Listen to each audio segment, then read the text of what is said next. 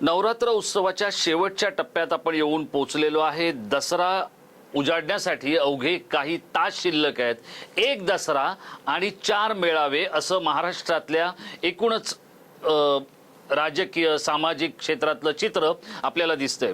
एक दसरा आणि 4 मेळावे हे ज्या वेळेला आपण म्हणत असतो त्यावेळेला या एका दसऱ्याच्या दिवशी 4 मेळावे आयोजित करणाऱ्या वेगवेगळ्या 4 आयोजकांपुढे आपापल्या भविष्यातील कारकिर्दीचं एक मोठं आव्हान हे समोर आहे। आता याच्यातलं कोणतं आव्हान कोण कसं पेलणार आहे हे आपल्याला बघायचंय। हे 4 जे आयोजक आहेत किंवा हे 4 मेळावे जे आहेत ते कोणते आहेत आणि एका दसऱ्याच्या दिवशी या 4 जणांना जर सोनं लुटायचं असेल विजयादशमीचं तर नेमकं सोनं कोणाच्या पदरात पडणार आहे हेच आपल्याला बघायचंय।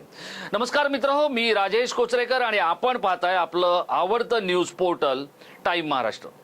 मित्रहो, दसरा म्हणजे 3.5 मुहूर्तांपैकी एक असलेल्या या दसऱ्याच्या विजयादशमीच्या मुहूर्तावर आपण सोनं लुटण्याची परंपरा आहे, रिवाज आहे आणि त्याच वेळेला नव्या चांगल्या गोष्टींचा संकल्प करण्याचाही हाच दिवस आहे। आणि त्यामुळे या दिवसाला तुमच्या आमच्या आयुष्यामध्ये हिंदू परंपरेमध्ये हिंदू संस्कृतीमध्ये जितकंच महत्त्व आहे तितकंच महाराष्ट्राच्या राजकीय सारीपाटावर आणि राजकीय वर्तुळामध्ये या दसऱ्याला महत्त्व आहे।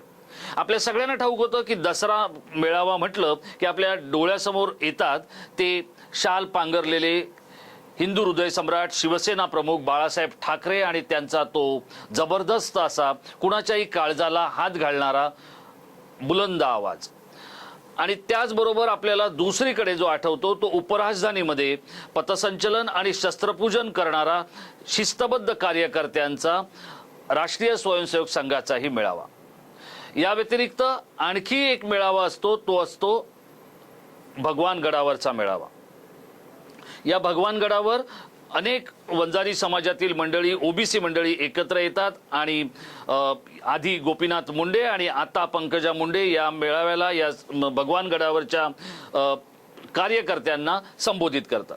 आता यामध्ये आणखी एका मेळाव्याची यावर्षी भर पडलेली आहे आणि तो मेळावा असणार आहे किंवा ते दसरा संमेलन असणार आहे किंवा तो विजयादशमीचा जल्लोष असणार आहे मुख्यमंत्री एकनाथ शिंदे यांचा आणि त्यांच्या शिवसेनेचा।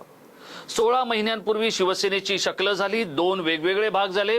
एका बाजूला ठाकरेंची शिवसेना आणि दुसऱ्या बाजूला शिंदेंची शिवसेना असं साधारणपणे लोक म्हणतायत किंवा बोललं जातंय। पण एकनाथ शिंदे यांच्याकडे असलेल्या शिवसेनेकडे जो शिवसेनेचं अधिकृत धनुष्यबाण हे जे निशाण आहे ते दिलं गेलं, नाव शिवसेना हे दिलं गेलं आणि त्यामुळे उद्धव ठाकरे यांच्याकडे उद्धव बाळासाहेब ठाकरे शिवसेना असं एका गटाचं स्वरूप येणारं नाव मिळालेलं आहे आणि त्यांना निशाणी मिळालेली आहे ती मशाल। आता शिवाजी पार्क म्हटलं की शिवसेना प्रमुख बाळासाहेब ठाकरे हे समीकरण आपल्या सगळ्यांना गेली 56 वर्ष अगदी तोंडपाठ झालेलं आहे। त्यांचीच दुसरी पिढी असलेल्या उद्धव ठाकरे यांच्या रूपाने जे माजी मुख्यमंत्री आहेत त्यांचा मेळावा हा शिवाजी पार्क किंवा शिवतीर्थ इथे होतोय आणि त्याच्याकडे सगळ्यांचं लक्ष लागलंय। आज एका मोठ्या दैनिकामध्ये मी एक बातमी वाचली आणि काहीशी गंमत वाटली की काही मंडळी जी स्वतःला किंवा आपल्याला ज्येष्ठ पत्रकार समजतात त्यांनी फाईल केलेली किंवा त्यांनी दिलेली ती बातमी आहे। ते म्हणाले असे 2 शिवसेनेचे मेळावे होणार आहेत आणि 2 ठिकाणी 2 लाख लोक येणार आहेत। आता मला सांगा, एक शिवसेना होती तिची 2 शक्ल झाली म्हणजे ती विभागली गेली। मग जर शिवसेनेची जी ताकद होती ती देखील विभागली जाणार आहे। मग शिंदेंकडे 1 लाख येतील आणि ठाकरेंकडे 1 लाख येतील असं कसं शक्य आहे?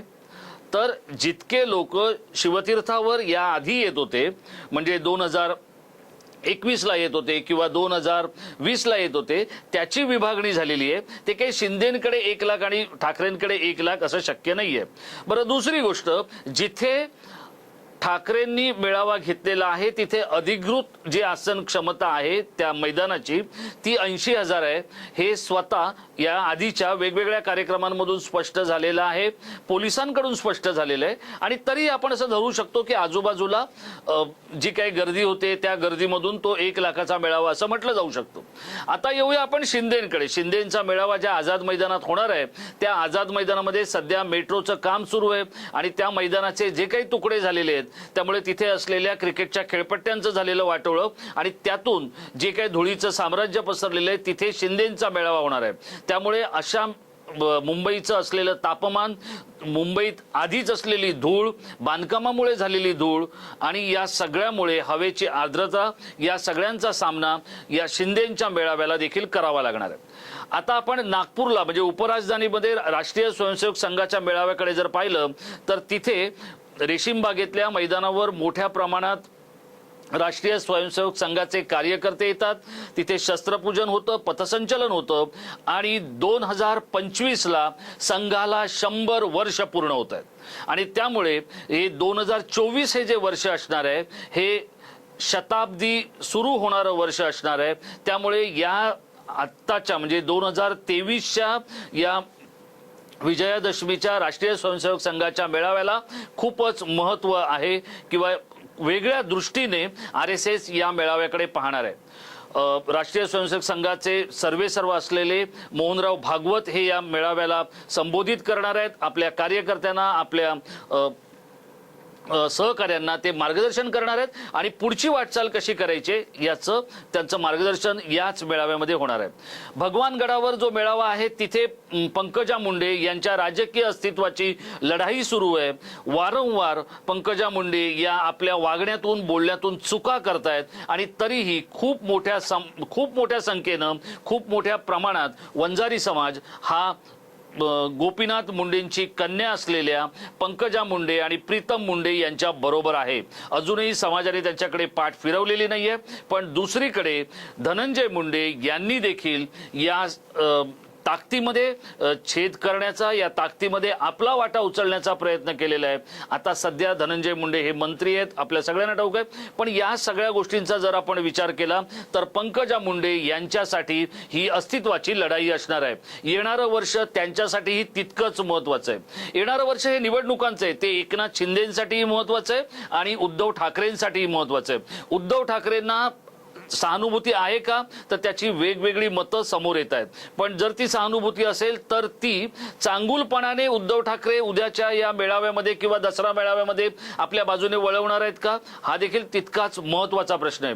आतापर्यंत उद्धव ठाकरेंच्या मेळाव्याचे 2 टीजर प्रकाशित झालेले आहेत आणि या दोन्ही टीजरमधून मुख्यमंत्री एकनाथ शिंदे यांना गद्दार, खोकेबहादर अशा स्वरूपाची संभावना करत, शेलक्या शब्दांचा वापर करत या मेळाव्याला येण्याचं त्यांनी आपल्या शिवसैनिकांना आवाहन केलंय। पण या सगळ्या गोष्टी सर्वसामान्य नागरिकांना, लोकांना आवडतील का? उद्धव ठाकरे यांची प्रकृती, त्यांचा स्वभाव, त्यांचं व्यक्तिमत्व आणि ते करत असलेल्या भाषेचा वापर हा खरंच योग्य असणार आहे का? उद्याचा मेळावा हा विखुरलेला शिवसैनिक आपल्याकडे आणण्यासाठी उद्धव ठाकरे उपयोगात आणणार की याही दिवसाचं म्हणजे सोन्याचा कोळसा करणार, हा देखील एक महत्त्वाचा विषय आहे। एकनाथ शिंदे यांनी नवरात्र उत्सवाच्या निमित्ताने वेगवेगळ्या नवरात्र उत्सवांना भेटी दिल्या होत्या आणि मी जसं आपल्याला म्हटलं होतं माझ्या आधीच्या व्हिडिओमध्ये की एकनाथ शिंदे यांचा हा मेळावा म्हणजे येणाऱ्या अयोध्या इथल्या राम मंदिराच्या निर्मितीचं बिगुल वाजवण्याचा प्रयत्न भाजप त्यांच्याकडून करून घेणार आहे आणि त्यामुळे या वेगवेगळ्या नवरात्र उत्सवामध्ये आपण कसे हिंदुत्ववादी आहोत, मोदी कसे राम मंदिरासाठी प्रयत्न करतायत, शिवसेना प्रमुखांचं ते स्वप्न कसं होतं, अशा वेगवेगळ्या गोष्टी या सगळ्या नवरात्र उत्सव मंडळामध्ये त्याच पद्धतीने एकनाथ शिंदे सांगत होते। तर तो त्यांचा टीजर होता का? तोच टीजर उद्या आपल्याला भाषणाच्या स्वरूपात बघायला मिळणार का, हे आपल्याला कळणार आहे। पण एक दसरा आणि 4 मेळावे किंवा 4 वेगवेगळे शक्ती स्त्रोत यांचा जर आपण विचार केला तर हे हिंदुत्वाचे एक शक्ती स्त्रोत येणाऱ्या निवडणुकीच्या वर्षामध्ये किती महत्त्वाचे ठरणार आहेत आणि किती त्याला आपण महत्त्व द्यायला पाहिजे हे आपल्याला उद्याच्या दिवसाचे हे मेळावे पूर्ण झाल्यानंतर सांगता येऊ शकेल। तोपर्यंत आपणही आपल्याला शक्य असलेल्या प्रत्येक माध्यमातून या मेळाव्यांकडे लक्ष ठेवा आणि त्याचबरोबरीने टाइम महाराष्ट्रवरून हे 4ही मेळावे आपल्यापर्यंत पोहोचवण्याचा आमचा प्रयत्न असणार आहे। आपण या मेळाव्यानंतर आपल्याला काय वाटतं ते आम्हाला जरूर आमच्या इनबॉक्समधून कळवा आणि या मेळाव्यानंतर होणारे जे काही राजकीय परिवर्तन आहे ते कसं असणार आहे हे समजून घेण्यासाठी आपण सतत आमच्याशी कनेक्ट राहा। महाराष्ट्राच्या राजकारणात राजकारणातल्या, समाजकारणातल्या आणि तुमच्या अवतीभोवतीच्या असलेल्या घटनांचे बिनधास्त, अचूक, योग्य आणि कुणाचीही भीडभाड न ठेवणारे व्हिडिओ पाहण्यासाठी आपण टाइम महाराष्ट्राला सबस्क्राईब करा. पुढच्या व्हिडिओपर्यंत आपण स्वतःची काळजी घ्या. धन्यवाद.